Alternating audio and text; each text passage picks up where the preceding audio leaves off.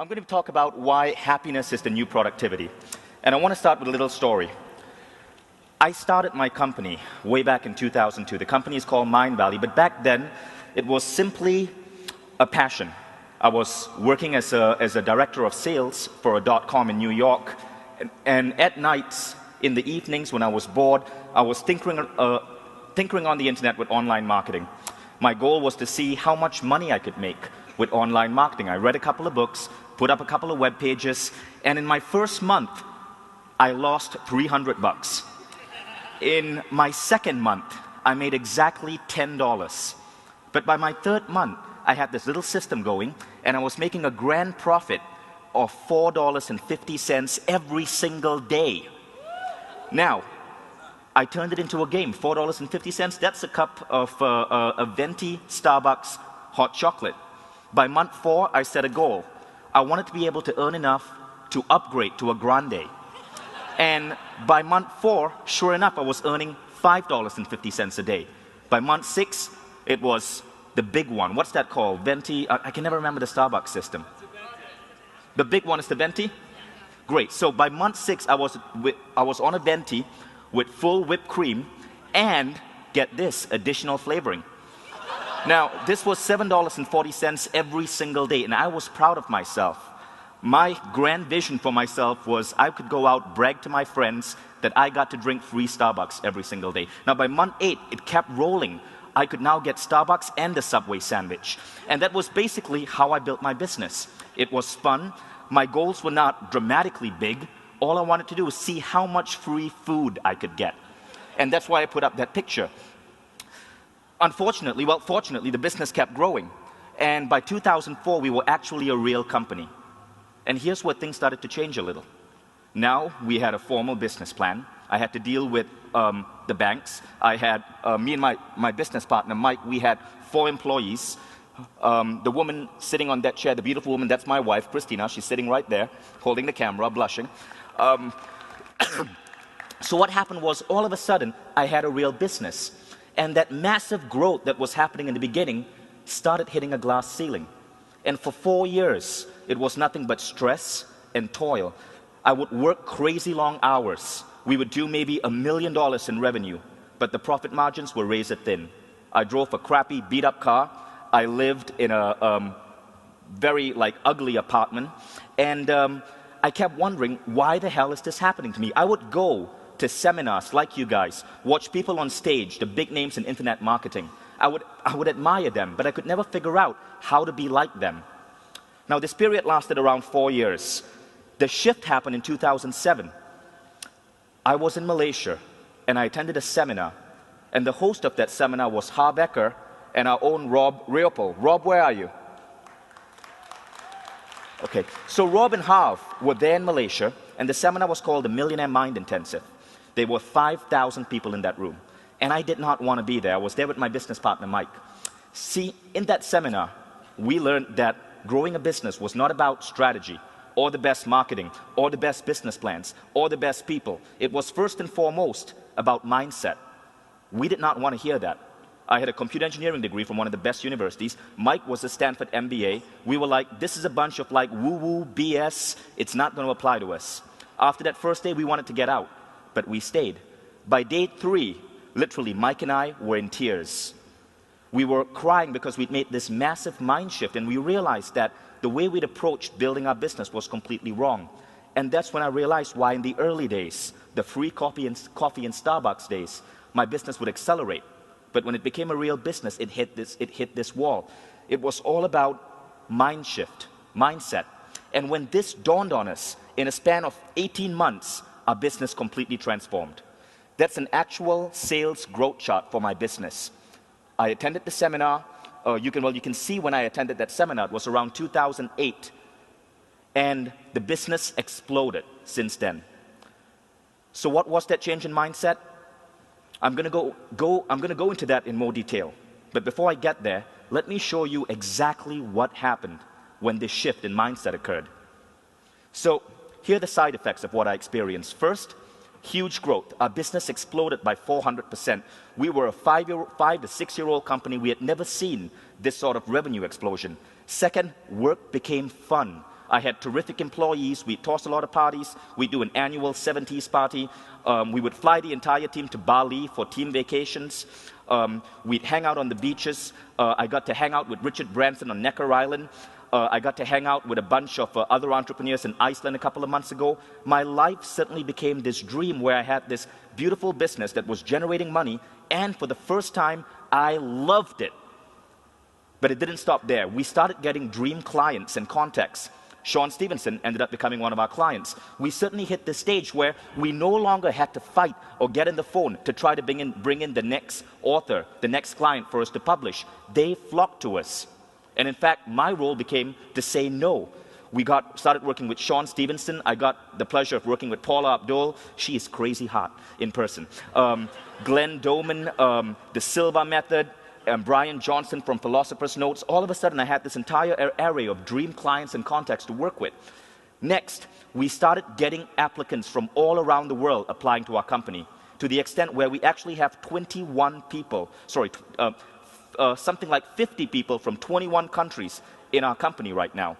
We won an award, World's Most Democratic Workplace. And Carol Cohn said this yesterday. Great companies are built from their employee base. Boy, did we have a good employee base. Our company became so attractive that we got so many resumes that we actually had to say, all right, folks, this is enough. We can't go through thousands of resumes. If you want to apply to Mindvalley, you got to take an extra step and create a YouTube resume. So if you actually go to YouTube and you type in Mindvalley cover letters, you will see all of these are cover letters from all around the world of people who take the trouble to go an extra step to try to get our attention so they can work for us. And this is amazing because we get the pick of top talent. Next, we ended up with a great team. Our company went from 24 people to 50 people in just the last 1 year. And I love my team. We're almost like family. And what we did, we called it the Mindvalley way. Other entrepreneurs started emulating it, and I would get letters like this from entrepreneurs around the world. And finally, time with family. That's my son, Hayden. I don't work more than 45 hours a week, and I'm proud of that. But the best part is this. In May 2009, I got to spend 6 days in the office, and I spent 21 days on beaches around the world. I got to hang out in Fiji at Tony Robbins Resort. I got to spend some time on Necker Island with Greg and Sean and a bunch of other people who are over here. And then I took my family to Cabo, Mexico on holiday. And in that time, my company had its biggest ever sales month and our single biggest sales day. And when this happened, I was passed out on a beach. And so all of this happened with that shift in mindset. So I know now you're wondering, what is that mindset shift? And that's what I'm going to share with you. Basically, it's going in a state of flow. Now, what is flow? This is how it's defined on Wikipedia. It's a mental state of operation in which the person is fully immersed in what he or she is doing by feeling an energized focus, full involvement, and success in the process of the activity. It's a state of supreme activity. But how do you get in this state of flow? And really, it's a balance of two different things. The first is, you have to be happy in the now, right now where you are. Second, you got to have a vision of the future. So it's a delicate balance of being happy where you are right now, but having these amazing visions of what you want your life to be. Now, for all of us, at any point in our life, we can be in 4 different states of mind. The first is the negative spiral. This is where you are not happy where you are right now, and you have no vision of your future. So basically, you're miserable. And it's called a negative spiral because you're miserable, and you have no vision of where you want to be, and you're focused on being miserable, and you spiral into greater and greater and greater and greater depression. And that's a negative spiral. Now, very few of you here would probably ever would be in a negative spiral right now, but large chunks of humanity are in this state. Now, the second state is the current reality trap. This is where you are happy, gloriously happy right now, but you have no vision of the future. Now, some people think it's a good state, and maybe it is because you're happy right now. But here's the problem with the current reality trap. Tony Robbins says all of us have 2 spiritual needs: the need to grow and the need to contribute. If you're purely happy, but you have no vision or direction in your life, you can't contribute. and you can't grow. So you're happy, but you're happy in boring, utter mediocrity. And your life isn't going to give you that sense of fulfillment. So it's a good state, and I've been in that state. My college years, smoking weed, hanging out with a bunch of friends who didn't really have any direction, but it's not a state you want to be in the long term. Now, the third state is stress and anxiety. This is where you are not happy right now, but you have big visions of the future. A lot of people in the career path these days, a lot of entrepreneurs are in this state. Now, it's a good state because you have these terrific visions, you're thinking big, but it's a state where you cannot function with maximum impact because you aren't happy right now. So what is the ideal state? It's a state of flow. It's where you're happy in the present, but you have grand visions of the future. Now let's do an honest gut check right now. How many of you here would say that currently you're in a state of flow? That means you love your current job, you're happy right now, and you have amazing dreams of the future. Good, a large chunk of you. How many of you here would say that you're in a state of stress and anxiety? That means you have amazing goals, but you aren't really sure if you're going to get to these goals. And so you feel that certain amount of stress or pain. Quite a large chunk of you too. So what happened to me was that I moved from stress and anxiety to flow. I was in flow in my early days when my only intention was to play this little game and see how much free coffee I could get. And then when I started a real business, all that stress and anxiety came with it, and that baggage weighed me down. When I attended that seminar and saw Rob Leopold and Harv Eker talk on stage, that set me on a different path. I started studying the works of Esther Hicks, Neale Donald Walsch. I put away the marketing books. I studied books on spirituality.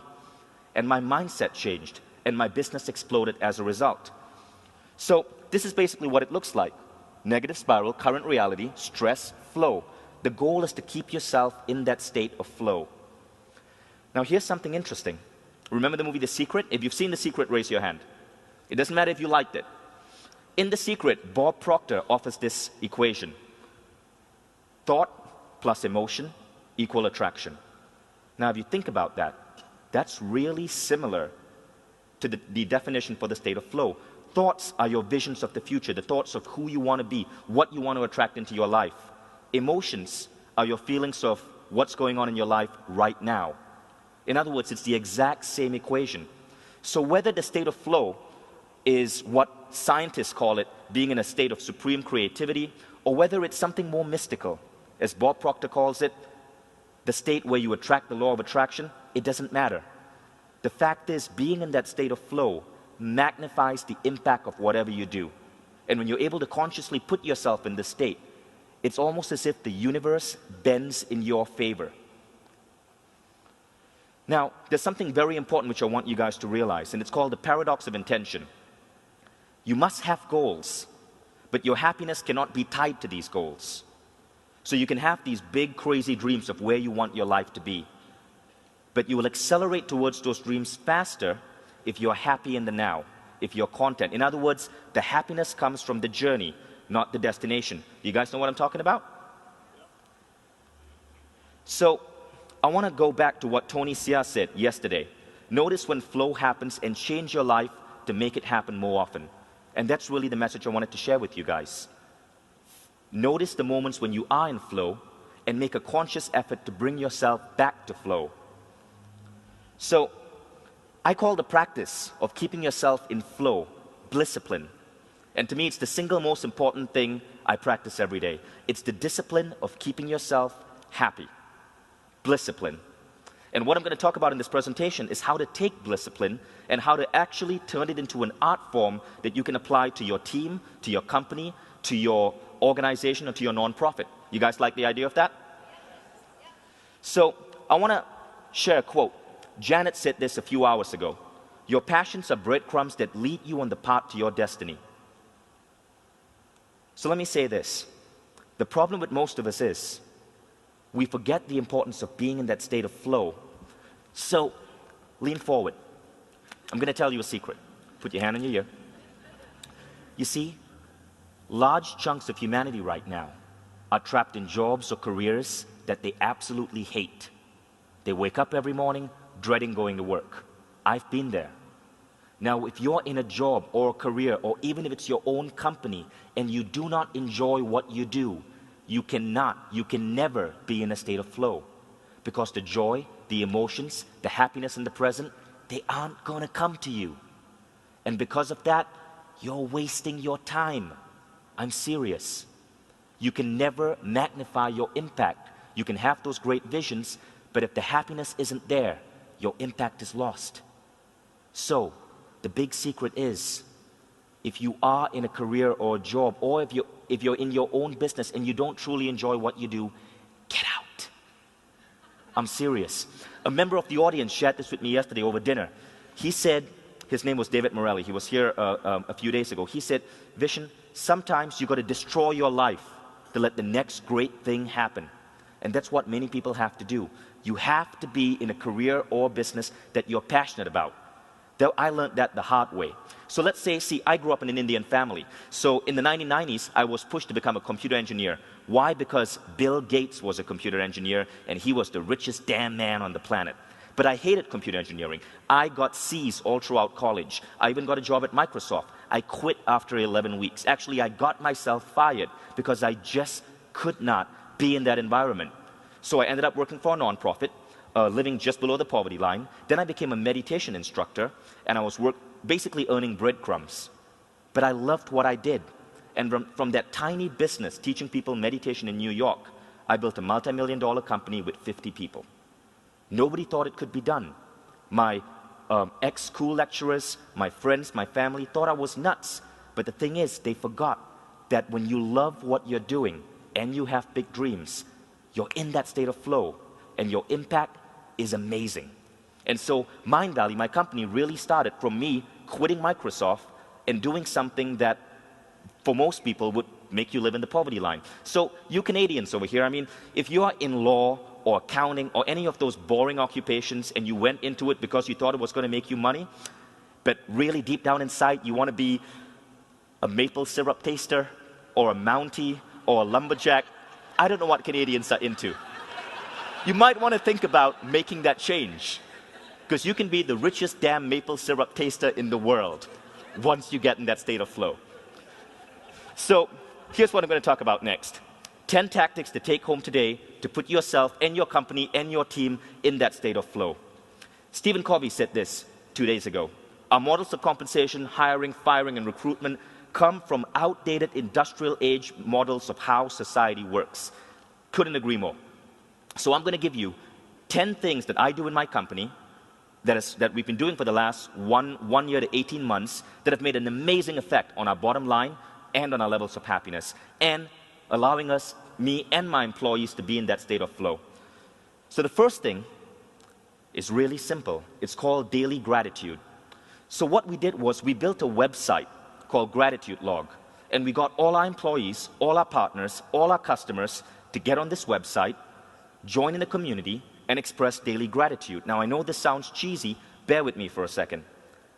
Lynn Twist said this a few days ago, what you appreciate appreciates. What we found is that when you start your day expressing gratitude for what you did in the last 24 hours, you tend to magnify your happiness, and you tend to grow that elements of your life that you're thankful for. So if you were to look at Gratitude Log, you will see something like this. You'll see that we've got our entire community. Employees bring on their family, bring on their daughters, their sons.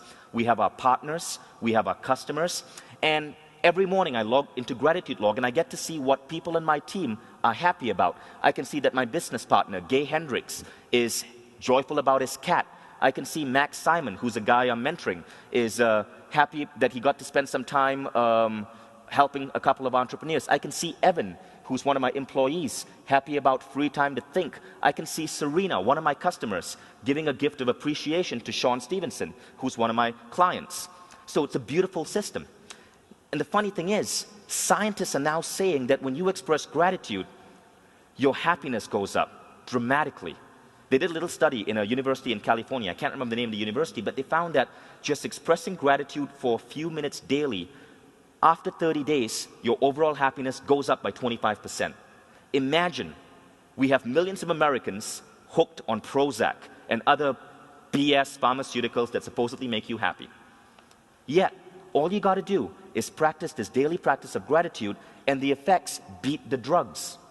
Now, of course, the drugs are going to be around for a while because the pharmaceutical lobby in Washington, massive. The gratitude lobby, not so big. But you get what I'm talking about.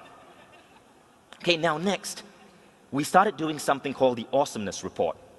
Rather than have regular company meetings, every Tuesday, I get in front of my entire team, and a day before, I send them an email that says, hey team, you know the drill, send me your awesomeness updates for the week. And I ask them for cool stories of things they did outside work, stories of records that they broke in work, new product launches, new sales, new innovations. We compile all of these, and we do this like powerful, motivating PowerPoint, celebrating all our successes of the previous week. We started this a year ago. In the last year, our revenues have grown 400%, and I believe there's a connection. See, what we're doing in the Awesomeness Report is really taking the process of gratitude and formalizing it. Rather than having company meetings where you bitch and moan about what went wrong, you have company meetings where you celebrate what went right every single week, and you recognize your employees who did something cool in that week. And we start bringing in all these funny little rituals into these meetings to create this sense of joy. So for example, we have a massive bell behind me, and every time we hit a new sales record, or a website goes up in record time, or our blogger gets 10 articles up in a new record time, we ring the bell of awesomeness, and that bell has a title. It's called the Bell of Awesomeness, that is only to be rung in moments of sheer and total awesomeness. And you cannot just call it the bell. Everyone in our office treats it like it's the Dalai Lama scarf. It has to be called the Bell of Awesomeness that can only be rung in moments of sheer and total awesomeness. And then we have a little statue of Wonder Woman. Our mascot is Wonder Woman because our company, like Richard Branson suggested yesterday, 50% of the managers in our company are women. So our mascot is Wonder Woman. So every time we have a new employee, they have to put their hands on Wonder Woman's ass and take an oath of awesomeness. And it's a company ritual. Have you guys seen the movie Kung Fu Panda? So we took a phrase from that movie and it became our company motto. I blind people with the light of my awesomeness. And you'll notice the Starbucks cup, you'll notice Wonder Woman, the dog over there, that's my dog, Ozzy. He's our director of PR. You would not believe how much free PR you get from having a dog as your director of PR. We got in Wired magazine, in TechCrunch. They wouldn't write about our technology, they'd just write about this funny company in Malaysia that had a dog as its PR director. Actual PR people hated me for that. And then our company meeting started getting so joyous, so powerful that guests would come in to attend and to speak. Sean Stevenson, when he was in Malaysia, he attended our company meeting. You'll see Sean, he's the short guy. He's one of my best friends, I can make jokes like that. John Ashraf came to Malaysia to address the Prime Minister, and he takes a break away from addressing all these major politicians to come to our office and watch the Awesomeness Report. John Ashraf, for those of you who don't know, is one of the teachers from The Secret. So it's become this big thing, and now other companies are emulating it. And really, it's just taking the concept of a company meeting and turning it into something celebratory. Tony Hsieh said this yesterday. The best companies' cultures combine profits with pleasure and purpose, and that's really what we're trying to do. Okay, number 3. This gets risky, but we decided to share part of our profits with our employees. So every month, 10% of our profits get distributed to our employees. And again, the results were amazing. We used to do what typical Silicon Valley companies do, where you have stock options. But with the way the stock markets are going right now, stock options don't work anymore. I think it's a model of hiring that belongs in the past. So all we do is every month, 10% of profits go straight to employees. And as a result, people's salary checks literally double. Now, here's why I do this. And I'm bringing up this quote from Greg. Nothing happens till you have a dream and you start thinking big. By tying in our founders and our management goals for revenue with our employee goals, because they know that part of that revenue is going to go to them, we have complete alignment on our office, in our office. So if there's a massive crunch day and we got to get a product out, people don't mind working those extra hours because they know the profits aren't just going to the founders. So it's really about having those big goals, but using this to align those goals. Okay, next. This is an interesting one, and for this, this is one of the reasons why we actually won the award, World's Most Democratic Workplace. We call it the Sweet Sugar Love Machine. Basically, I have 50 employees, and Branson said this yesterday, as a leader you have to praise, lavish praise, like flowers flourish on water, people flourish on praise. But with 50 employees, I can't possibly always know what the people, say in customer support, are doing on a daily basis. So we created a software to allow people to appreciate and praise their coworkers. So basically, my employees every single day get on this system and they send little gifts, symbolic gifts, to their peers. So you'll see Juan gave Jessica a medal and said, welcome to Mindvalley. She's a new hire. Gabrielle gave Mani a durian. It's a Southeast Asian fruit. And she says, thanks for the awesome content you gave our blog. So employees start rewarding and appreciating each other. And amazing things happen. Since we launched this, office politics, pettiness, people being too busy in their own stuff to help their coworkers, all of that disappeared. And we started getting this really close-knit team. But it did have a side effect. It caused so much like love and appreciation in the office that right now, 30% of my staff is dating someone else in the company. And I haven't figured out how to deal with that right now.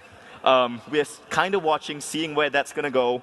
We keep them in different departments, but there are issues when you bring in too much love into a business. Number 5, we have this rule in our company. It's called the 45-5 rule. You only should work 45 hours a week because you have friends, you have family, you need a social life. You got to be productive so you can get all your work done in 45 hours. But here's the sub-rule. 5 of those 45 hours you must invest in learning new stuff.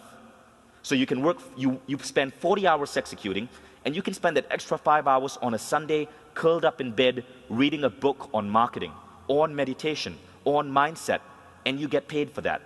We really want to encourage people in growing themselves. And we also send a lot of our employees to seminars all around the world. So if you go to any marketing seminar, you'll usually see people from my company there. Garrett Gunderson said this a few days ago. The more you invest in your mind, your knowledge and your experiences, the richer you'll be. And this has worked amazingly well for us because in 1 year, I'm able to take 25, 23-year-old people and groom them into managers who are running $2, $3 million businesses. And it's really about teaching people the importance of every now and then putting aside execution and studying. Number 6, weekly sharing and training. When these people study and learn new stuff, we give them a platform where they can come in front of their peers and share their knowledge. Now the reason for this, Stephen Covey brought it up. You learn by teaching. I found that if I have someone read a book on marketing or take a new marketing course and I bring them back and I have them teach their peers, they become better marketers. You learn from teaching. So it's a simple rule, but it works really well in our business. Number 7, group meditation. If you walk into my office at 3 o'clock on a Tuesday, you'll see 50 people meditating together on pillows. It's kind of weird. We've had postman, UPS delivery people get completely freaked out. They think I'm running a cult. But this is basically what we're trying to do. Sean said this yesterday. You better have a vision for what you want in your life. Every week, the entire company gets together, and I take them through a guided meditation where they visualize their life 6 to 12 months down the road. And I ask them to see what their work looks like, what their friends look like, what their bonus checks look like, how productive they are, what type of promotions they've received, what are they doing at work. And it has an amazing effect. What I'm trying to do here, you see, we start the Awesomeness Report by talking about gratitude, by expressing gratitude for all the cool stuff we did, right? So what are we doing? We are raising people's levels of happiness in the now. Then when we go to the meditation, we are building up their visions of the future. So really, that's what our company meetings are about. Getting people joyful in the now, celebrating their successes, and then visualizing the future, just like Sean said. Number 8, company-sponsored fun. This is the best thing about my company. Every year, we toss the best damn Halloween party in our city. And we toss an amazing 70s party. We really got this, we really live and breathe Branson's philosophy. He said this on stage yesterday. Have lots of parties. The manager should be the first one in the pool, fully clothed preferably. And I do that. You'll notice Sean in that picture as well. He came to Malaysia. He's one of our clients, so he came to Malaysia. He's working with our team. So we do actually spend a lot of time just getting drunk and wet together. Unexpected side effects. So this is a cool story. In Branson's book, Business Late Bear. He shares the story of how he had a call center somewhere in northern England, and he had 2,000 employees in that call center. And what he did was he tossed a massive party for his employees, and the press got wind of it. And the party got a little bit out of hand, but the press stories got even more out of hand. So he opens the papers the next day and he sees that this journalist is talking about how disgusting virgin parties are because people were fornicating in the parking lots. And Branson is like, that's ridiculous. How can they just exaggerate and BS like that? But the very next day, he got 2,000 applicants for his call center. And so what we started doing is we toss the biggest Halloween party in our city every year, and I give 2 tickets to each of my employees, and I say, I want you to invite the 2 smartest, most brilliant people you know. So they bring in all their best, their smartest friends. And we end up hiring those people at the party. So rather than we used to spend $3,000 taking a job ad out on an online job bulletin board, and we would get like 200 resumes, but from mediocre people. We take the money from the job ad, we pump it into a party, same money, we have a ton of fun, and we now have our employees bring in their smartest friends, and we steal them from those other companies. So really, we poach people from Google, from McKinsey. People quit jobs, come work for Mindvalley for half the salary because they love the culture that we've built. And partying is just one big aspect of that. Okay, so number 9, positive stamina. Branson said this yesterday. One of you asked him a question. He says, no point looking backwards, not for a fleeting moment. I can't remember the bad moments in my life, I only remember the good. Positive stamina is basically that mindset where when things go wrong, you're able to look past the wrong, create a bold new vision of the future, and then stay focused on that vision. So every now and then in my company, shit does happen. Software breaks down, servers crash. Recently, we spend about $1 million a year on Google advertising. Recently, we had massive issues with our Google advertising account, and we started losing $40,000 a month. Massive problem. Now, when these kind of things happen, we have an approach for dealing with it, and that approach is called positive stamina. So when an employee is down, when a massive mess-up has occurred, rather than have them focus on the mess-up, we have them create a vision board or a list, but a brand new vision of where they want their project to be. And we now have them focus on that vision. So we flip their mind from focusing on the problem to focusing on the vision. And what happens, more often than not, is by focusing on the vision, they start coming up with new ideas, new solutions that make that old problem irrelevant and obsolete. And positive stamina is so important in business that I want you to read that quote. Learn to manage your mind. Do not let a situation lure you into thinking negatively. Sometimes you'll fail, but you'll learn for the next time. Every time a negative thought comes at you, zap it. Replace it with positive thoughts. That takes energy, but the result will be stamina, positive stamina, a necessary ingredient for success. Now, I got the word positive stamina from that quote. Can anyone guess who said that? Dalai Lama? Nope. Anyone else? Lauryn Hill, the singer? Napoleon? Nope. Anyone else? Nope, not me. It was actually said by this guy, Trump. Can you believe that? He tries to act big and tough, but deep down inside, he's a softie. It's from Donald Trump. Donald Trump believes in it. Richard Branson believes in it. You might want to try believing in it too. There's amazing truth in that idea. Next, the final thing that we do, experiences and connections. Eben said this 2 days ago. The 5 closest people you hang out with will average out to who you become. Now, in my business, I used to do everything. I do the HR, I do the hiring, I would come up with the business strategy, but after a while, I could not do all these things. And I had to groom people. I had to create a director of HR, a director of marketing, a person who's an expert at new strategy. Now, the way I do that is by working with their self-image. What I do is, I have people in my company exposed to brilliant minds. I expand their circle.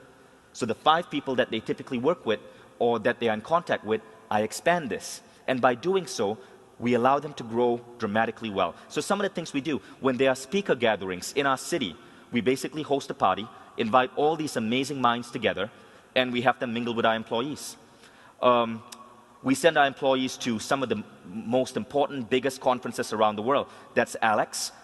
She's one of my top marketing people, and we invest a ton of money to send her all the way from Malaysia to San Diego to hang out with Frank Kern and Jeff Walker, who are two of the best minds in marketing.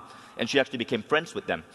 So by taking people in my team and exposing them to brilliant minds, they themselves see an increase in their level of brilliance. Sean Stevenson, who works with us, he's friends with maybe 3 or 4 people in my company, not just with me. And he adds a light and a certain amount of knowledge, and he helps these people grow just by being their friend. Am I right, Sean? Sean needs attention every now and then. Okay? I'll allow you to get a couple of words in. Okay, so it really is about experiences and connections. Whenever we have a best-selling author visit our city, we bring him into our office. He gets to sit for the awesomeness report, and he gets to meet our employees. That's Mark Joyner. Any of you heard of Mark Joyner? Brilliant marketer. Mark Joyner came to our office. He befriended one of our employees, and he's now helping this employee get his book published. So I believe in creating friendships, not just with me and my clients, but with my employees and my clients. So the real message is this: you're happy when you help others become happy. That's what the Dalai Lama said. And by building a business where you focus on keeping your employees happy, you make yourself happy, but more important than that, by raising their emotions, their feelings of joy in the present, yet giving them a vision of the future, you put your employees in a state of flow. And that's why I have some 50 employees, and they are just amazing with the work they do. I know that when I leave my office for weeks, stuff gets done. And the average age in my office is 24.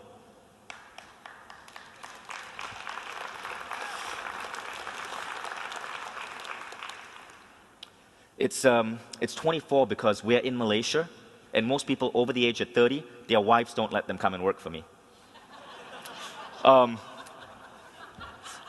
Actually, a lot of our employees come from Calgary. How many of you here have a son or daughter working for me? Or a brother or a sister? Raise your hand.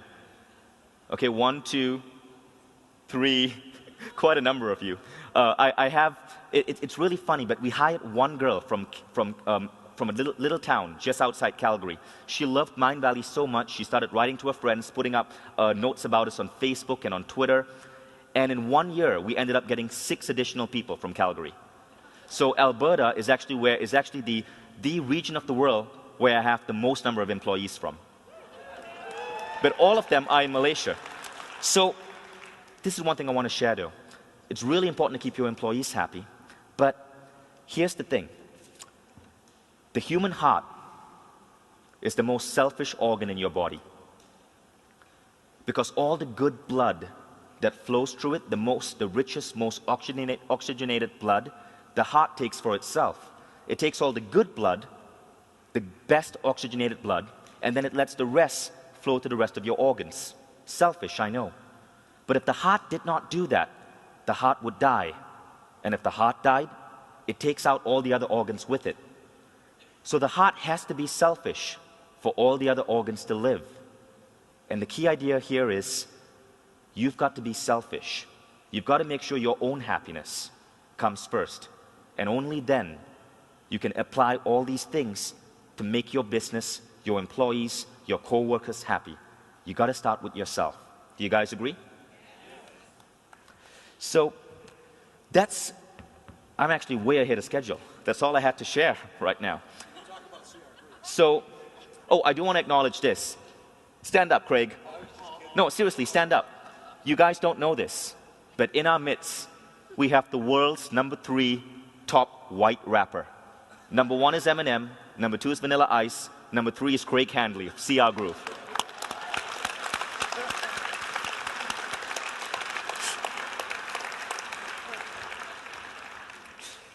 So I'm going to allow you to ask some questions, but before I do that, just want to give you some next steps. Okay, so one thing, if you want to get on GratitudeLog, just go to gratitudelog.com, sign up. You can connect with me, you can connect with Sean, Alex Mendocian is on there as well. A lot of people in the personal development space are on there.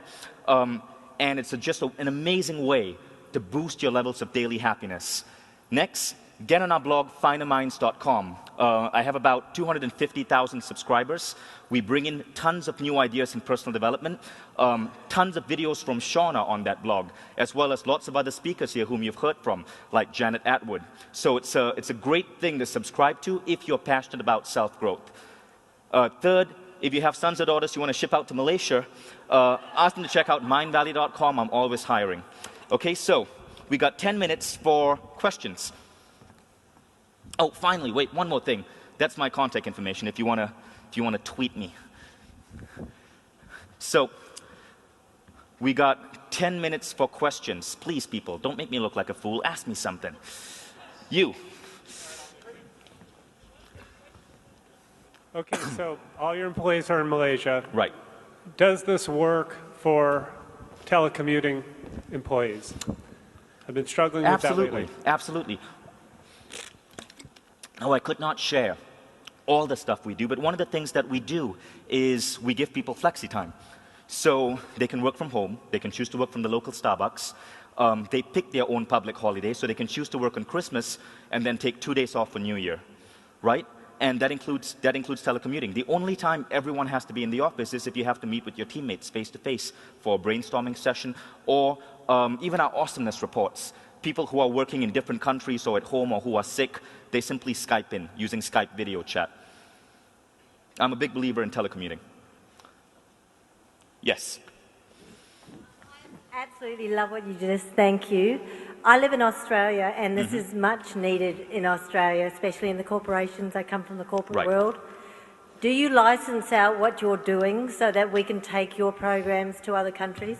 Actually, yes. A lot of people have asked me that. I am putting a product together. But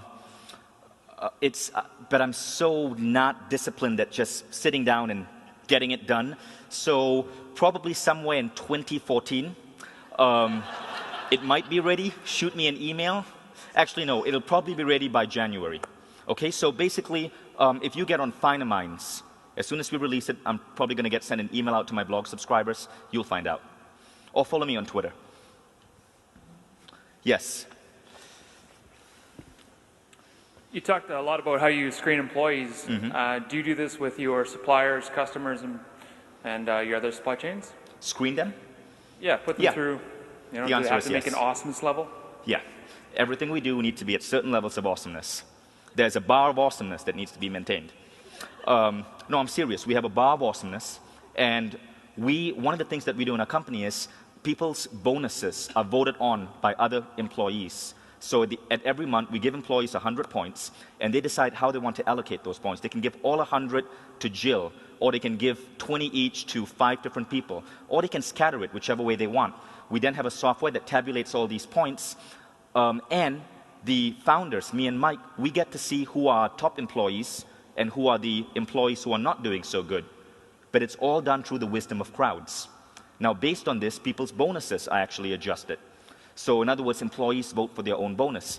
Now, there's a bar of awesomeness, and if you're falling below that bar, we help elevate you back up that bar. If you cannot get above that bar, then it means that you may need to look for a job elsewhere.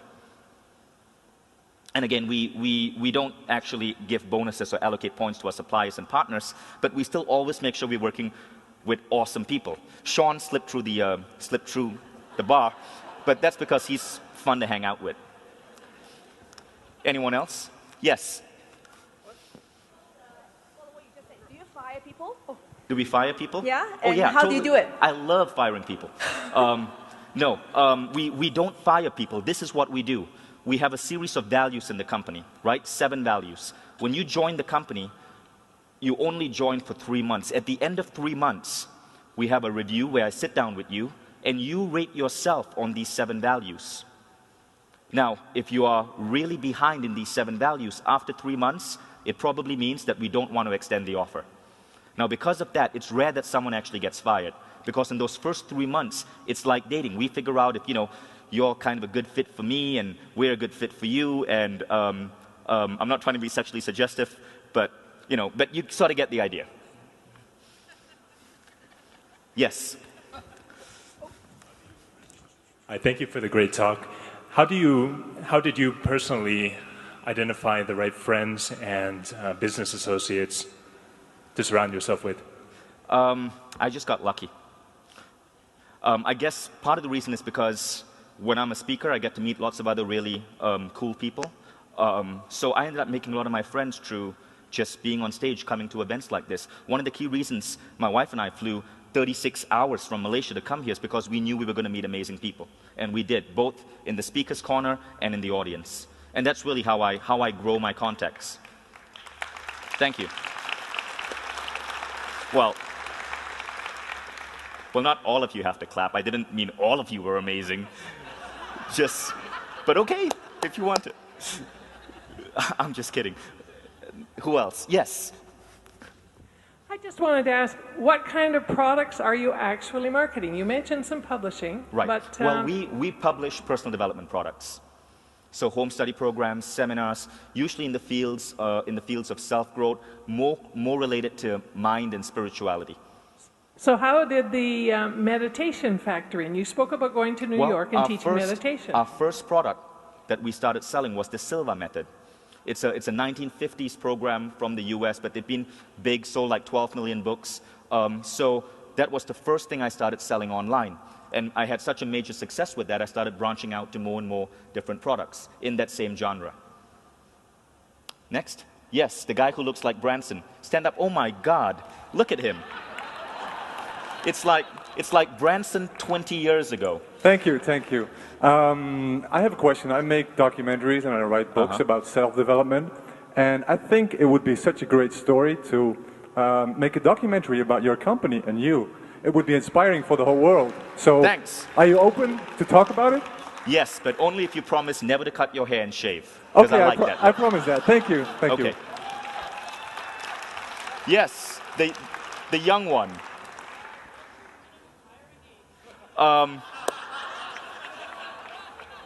I don't know. How much do you cost?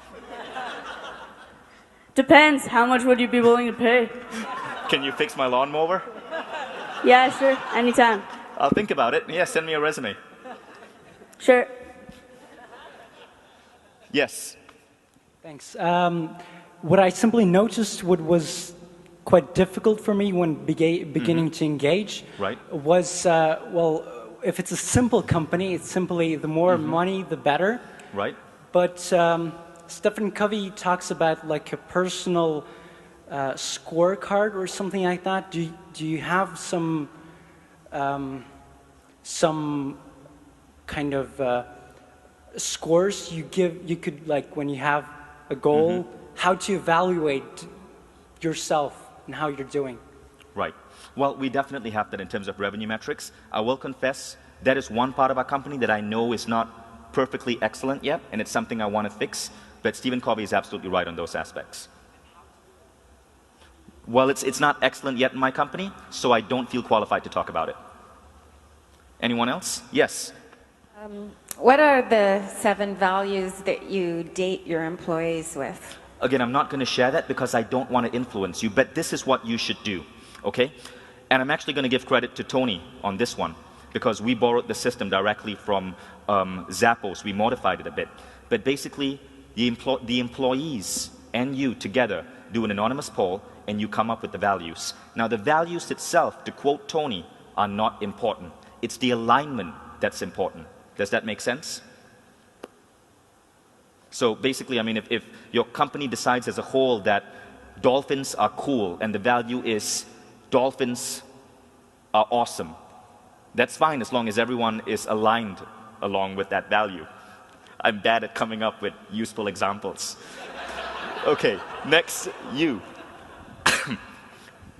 Just have a question. I work in a government organization where we have a lot of unionized employees. So I'm just curious, when you were going through your transition period from where you were at your kind of struggling phase to break through to when you just catapulted, what did you do to get everyone to buy in and really want to go with that? That's a good question. Now, it takes a while. Like when I first started the Awesomeness Report, it wasn't as wild and crazy as it is right now. We started simply by acknowledging people for cool stuff that they did. When we first started the profit sharing, we started with a smaller share of the profits just to see how things went. When we started with employees voting on each other's bonuses, we started with a smaller percentage of bonus. So you start small, you test, you experiment, and if it works, you expand that experiment. So that's basically what I've been doing for the last 1 year, experimenting with different elements of influencing the culture of a company. Yes, and that would be the last question. Hello. Are you developing your employees to be entrepreneurs or long-term employees? Now, both. One of the things that I look for are intrapreneurs. In other words, people who can join a company, be highly innovative, come up with amazing solutions to problems, but not necessarily the type that wants to branch out, leave, and start their own business, because that wouldn't be healthy for the company. Still, we get some entrepreneurs in the company. And what we sometimes do is, when they feel that bug to get out and do it on their own, we basically partner with them and launch a subsidiary of Mindvalley. Now, Branson did the same thing with Virgin.